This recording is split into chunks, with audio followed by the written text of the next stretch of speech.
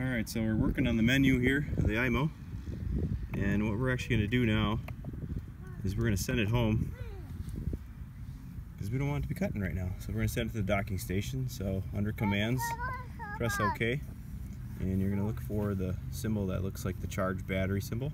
It says drive to docking station. Press OK. Now what it's going to do, it's going to find the perimeter wire, and then it'll take the perimeter wire all the way home to the docking station.